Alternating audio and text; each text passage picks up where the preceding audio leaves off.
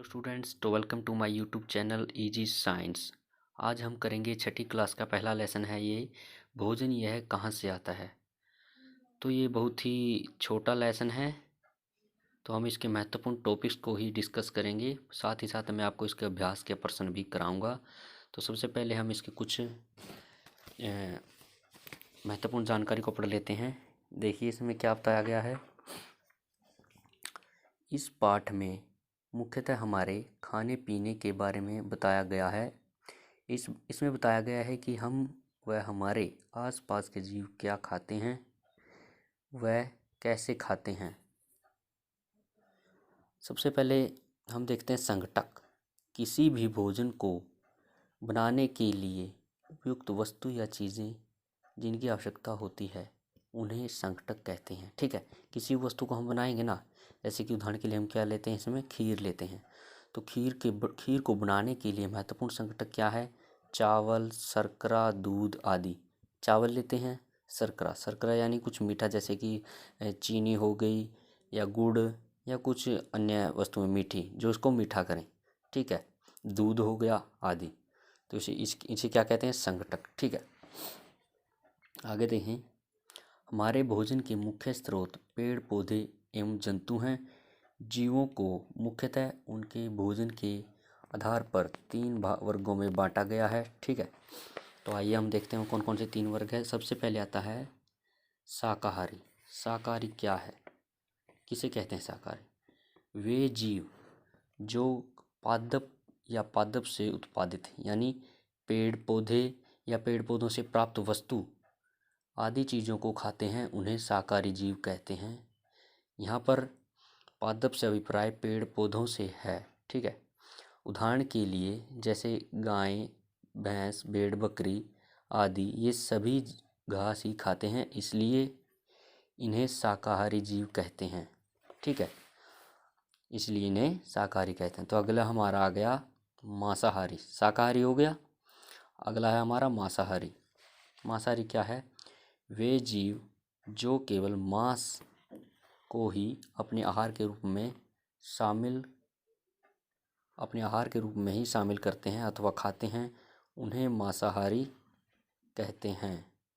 जैसे शेर, चीता, बाघ आदि केवल मांस को ही खाते हैं, इसलिए इन्हें मांसाहारी जीव कहते हैं। ठीक है, इसलिए इन्हें मांसाहारी जीव कहते हैं। मांसाहारी का क्या अर्थ है? जो केवल मांस को ही खाते हैं। वे पादप उत्पाद यानी पेड़ पौधों को नहीं खाते हैं, वे केवल मांस को ही खाते हैं, उन्हें क्या कहते हैं? मांसाहारी। और शाकाहारी क्या था? वे जीव जो केवल पादप उत्पाद यानी पेड़ पौधों से प्राप्त वस्तुएं या पेड़ पौधों को ही खाते हैं, उन्हें क्या कहते हैं? शाकाहारी। और मांसाहारी क्या है? जो जीव केवल मांस को ही खाते हैं, उन्हें क्या कहते हैं? मांसाहारी। आगे हमारा टॉपिक है सर्वाहारी।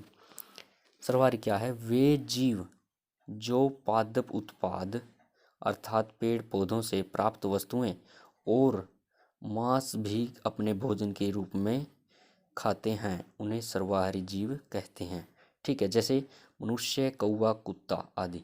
तो स्टूडेंट्स, सर्वाहारी क्या होता है? सर्वाहारी वो होता है जो मांस को भी खाते हैं। ठीक है, नहीं, मांस को भी खाते हैं, अपने भोजन के रूप में ग्रहण करते हैं, और पेड़ पौधों को भी अपने यानी पेड़ पौधों से प्राप्त वस्तुओं को भी अपने भोजन में शामिल करते हैं, उन्हें क्या कहते हैं? सर्वाहारी। ठीक है, तो तीन टाइप हमने पढ़ा, शाकाहारी, मांसाहारी और सर्वाहारी। सबसे पहले हमने पढ़ा शाकाहारी। शाकाहारी क्या था? वे जीव जो केवल पादप उत्पाद से प्राप्त वस्तुएं खाते हैं, यानी पेड़ पौधों से प्राप्त वस्तुएं खाते हैं, उन्हें क्या कहते हैं? शाकाहारी। और मांसाहारी क्या था? वे जीव जो केवल मांस को ही अपने भोजन के रूप में सम्मिलित करते हैं, यानी भोजन के रूप में ही मतलब मांस को ही अपने मतलब महत्वपूर्ण प्रधानता देते हैं, यानी मांस को ही खाते हैं, उसे क्या कहते हैं? मांसाहारी। सर्वाहारी क्या था? वे जीव जो मांस और पेड़ पौधे दोनों को ही खाते हैं, उसे क्या कहते हैं? सर्वाहारी। आगे इसमें महत्वपूर्ण टॉपिक है अंकुरित बीज।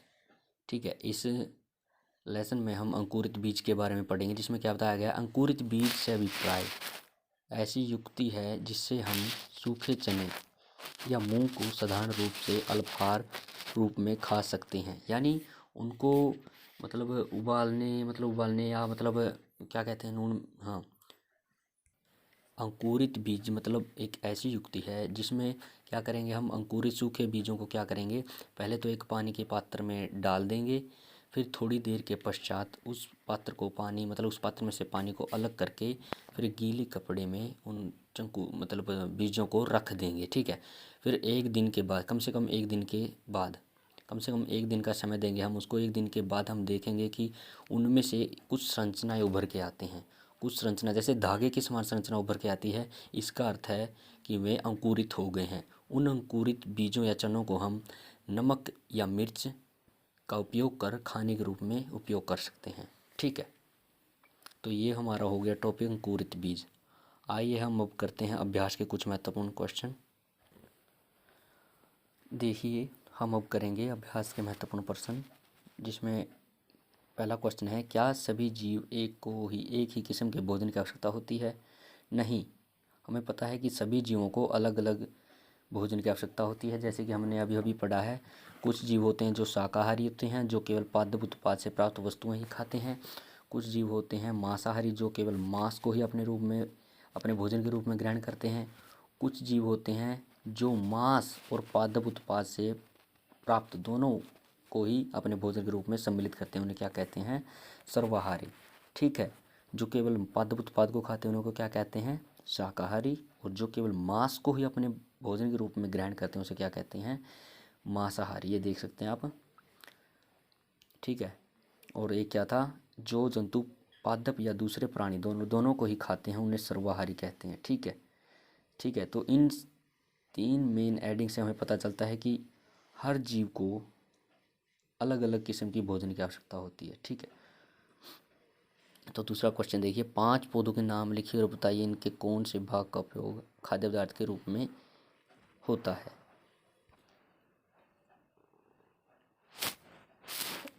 तो जैसा कि हम देख रहे थे, हम दूसरा क्वेश्चन कर रहे थे, 5 पौधों के नाम लिखिए तथा बताइए इनका कौन सा भाग उपयोग खाद्य रूप में होता है। तो आइए हम बताते हैं। हमने लिखे हैं कुछ, जैसे कि फर्स्ट है आलू।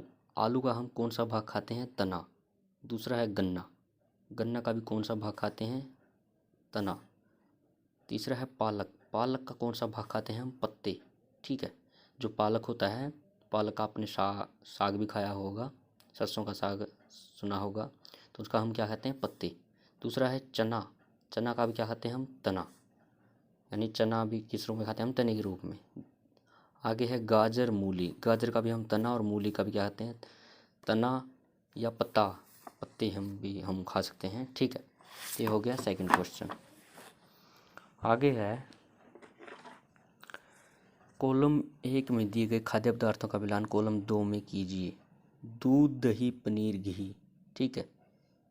इसमें कौन सा में आएंगे? दूसरे जंतु खाते हैं, पादप उत्पाद खाते हैं, सब्जियां हैं, सभी जंतु उत्पाद हैं। ठीक है। दूध, दही, पनीर, घी। ठीक है। इसमें आ जाएगा सभी जंतु उत्पाद हैं, ये ऐसे। ठीक है। दूध, दही, पनीर, घी। आगे है पालक, फूल गोभी, गाजर। ये क्या है? सब्जियां हैं। ठीक है। आगे शेर एवं बाघ। ये क्या करते हैं? ये क्या थे? हमने पढ़ा था पिछले थोड़ी देर पहले। शेर एवं बाघ क्या है? मांसाहारी। जो क्या क्या करते हैं? मांस को खाते हैं, यानी दूसरे जंतुओं को खाते हैं। ठीक है। और शाकाहारी क्या है? शाकाहारी जो केवल पादप उत्पाद को ही खाते हैं, यानी पादप उत्पाद खाते हैं। ठीक है। 3 क्वेश्चन हो गए। हम आगे क्वेश्चन फोर्थ है। क्वेश्चन फोर्थ का क्या भाग देखिए। भाग 1। भाग 1 डैश है क्योंकि वह केवल मांस खाता है। तो खालिस्तान में क्या आएगा? यानी डैश मीन्स खालिस्तान। तो इसमें क्या आएगा? भाग 1 मांसाहारी है। ठीक है। भाग 1 मांसाहारी है। ठीक है। तो यहाँ पर हम मांसाहारी भर देंगे क्योंकि वह केवल मांस खाता है। दूसरा है हिरण केवल पादप उत्पाद खाता है और इसलिए इसे क्या कहते हैं? क्या कहते हैं? शाकाहारी। जो केवल पादप उत्पाद खाए, ठीक है, उसे क्या कहते हैं? शाकाहारी। और तीसरा है तोता केवल पादप उत्पाद खाता है। ठीक है। ये भी क्या आ गया? शाकाहारी। ठीक है। इसमें आ जाएगा पादप। आगे आ गया घ, जो दूध, डैश में क्या आएगा यानी खाली स्थान में क्या आएगा, दूध। तो जो दूध हम पीते हैं वह प्राय गाय, भैंस या बकरी से प्राप्त होता है, इसलिए यह जंतु उत्पाद है। ठीक है ना, हमें पता है ना, गाय, भैंस, बकरी हमें क्या देते हैं, दूध देते हैं। ठीक है, आगे आ गया, हमें चीनी डैश से प्राप्त होती है, तो ऊपर क्या बच गया, गन्ना। ठीक है, दूध इसमें आ गया और गन्ना किस में आ जाएगा, इसमें। हमें चीनी गन्ने से मिलती है।